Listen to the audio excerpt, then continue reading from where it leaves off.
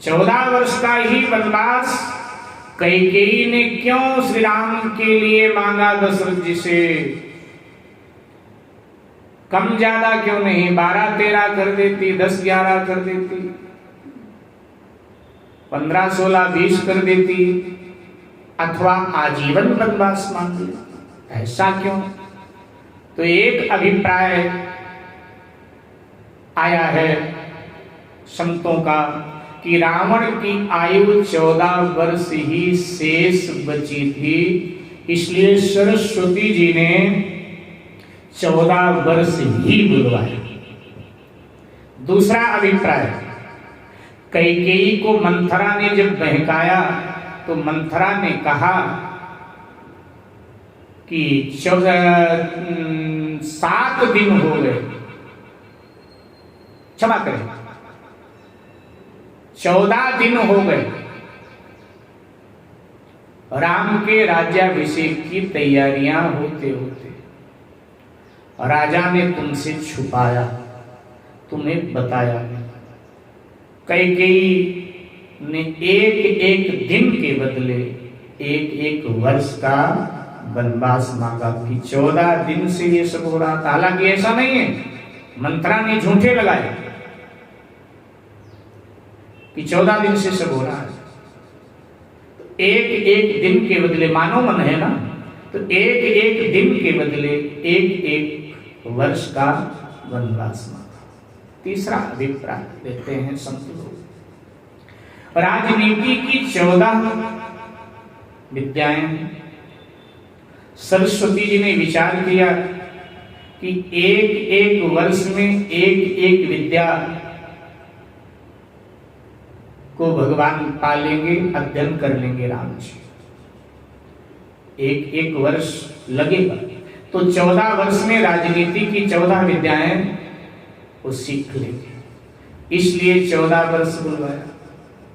चौथा अभिप्राय देते हैं विद्वान लोग कि उस समय के नियम के अनुसार, जो उस समय कानून व्यवस्था भारत में चलती थी, उस कानून व्यवस्था के अनुसार जो व्यक्ति अपने राज्य से 14 वर्ष तक बाहर रहता था, उसकी नागरिकता सदा के लिए समाप्त कर दी जाती थी। वो दोबारा वहां का नागरिक नहीं बन सकता था। कैकेयी ने इसलिए ये चाल चली कि 14 वर्ष तक राम जब बाहर रहेगा, वन में रहेगा, 14 वर्ष के बाद लौटेगा भी, तो नियमतः तो वो नागरिक बन नहीं सकता, और जब नागरिक नहीं बन सकता तो राजा भी नहीं बन पाएगा। मेरा बेटा ही एक छत्र शासन करेगा।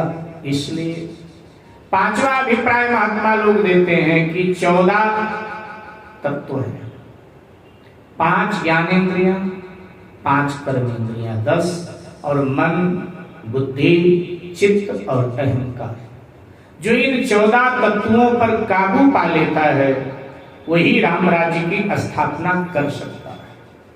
14 तत्वों पर काबू पाने के लिए 14 वर्ष की साधना चाहिए, 14 वर्ष का तप चाहिए।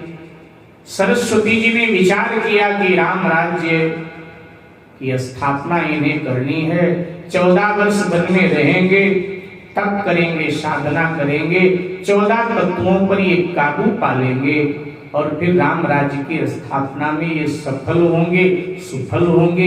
इसलिए भी 14 वर्ष बुलवाया।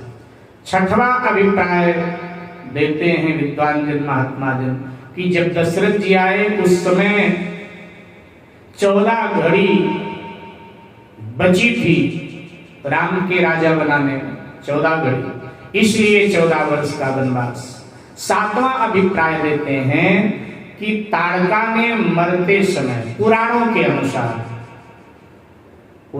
अनुसार ताड़का ने मरते समय भगवान श्री राम से कहा मेरी एक इच्छा है। भगवान ने कहा क्या? तो उसने कहा मैं 14 वर्ष तक अवध के सिंहासन पर रहना चाहती, लेकिन अब तो वो बाढ़ लग गया तो मर जाएगी थोड़ी देर में। तो भगवान ने कहा कि चल ठीक है, तेरे खोपड़ी में विचार आया है तो तेरी खोपड़ी 14 वर्षों तक अवध के सिंहासन पर शासन करेगी। अब ताड़का मर गई, बाण लगने से ताड़का की जो खोपड़ी थी वो ईश्वर की इच्छा से रत्न में परिवर्तित हो गई और उस रत्न से चरण पादुकाएं बनी जो भगवान श्री राम को समर्पित की गई और वही चरण पादुकाएं भगवान श्री राम ने भरत को प्रदान किया।